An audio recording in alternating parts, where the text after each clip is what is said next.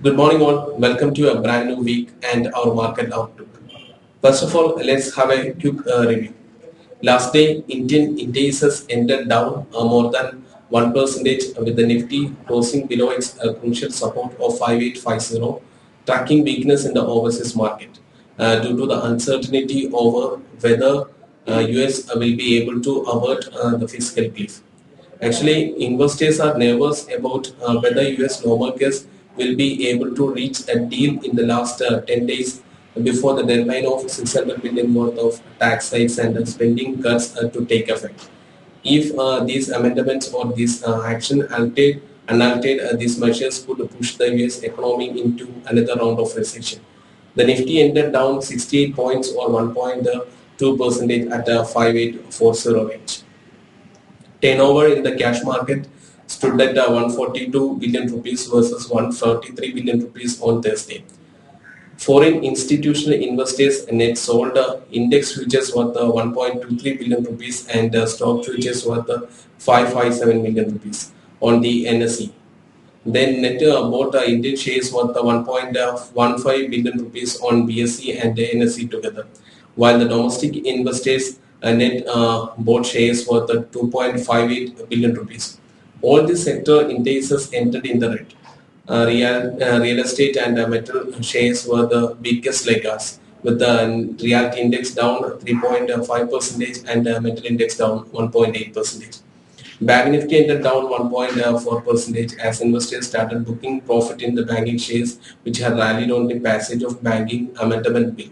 Bharati Airtel was among the biggest loser on the Nifty after the Central Bureau of Investigation named the company in the charge sheet on grounds that it was given excess spectrum during 2001 and 2003 period.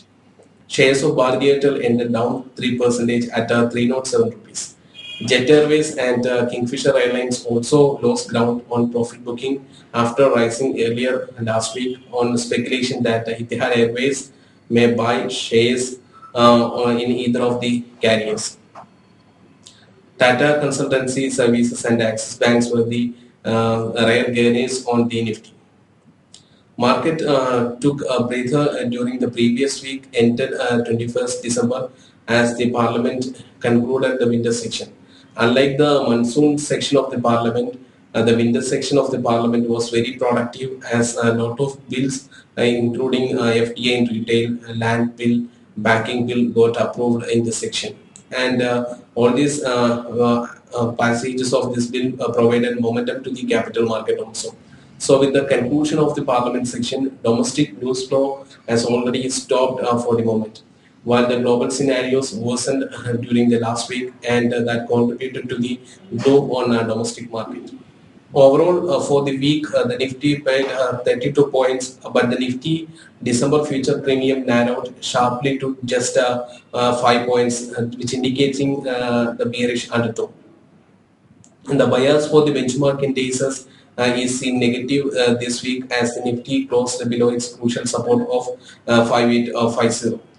However, the trade may remain volatile as traders roll over position to the January derivative contracts as the current month series will expire in the coming Thursday.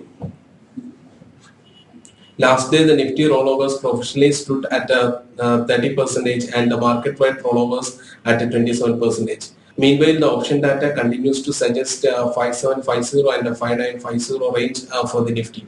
Volume are expected to low this week as most overseas market will be closed on account of Christmas.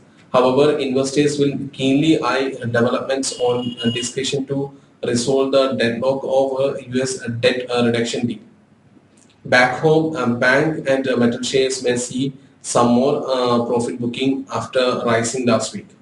For the Indian market, the foreign fund flow is expected to slow down while rising crude oil prices and depreciating rupee may play spoil sport in the immediate term. Coming to today's outlook, Indian market may open flat, but volatility will be there ahead of the F&O expiry. Short covering ahead of the expiry of the current month series may also support gains in the market. Maruti Suzuki India is set to fall as it lowered its sales growth forecast for the current financial year to 6% from 10% earlier.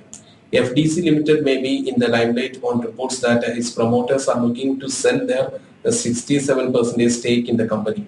Lanco Infratech may also gain on reports that it is in talks with the JSW Energy and Adani Power to sell a power plant in Karnataka. State Bank of India is likely to rise as the government has reportedly approved fund infusion of 30 billion rupees into the bank by March. So with all this, let me wind up the section. Thank you. I wish you a happy trading day and a Merry Christmas. Thank you.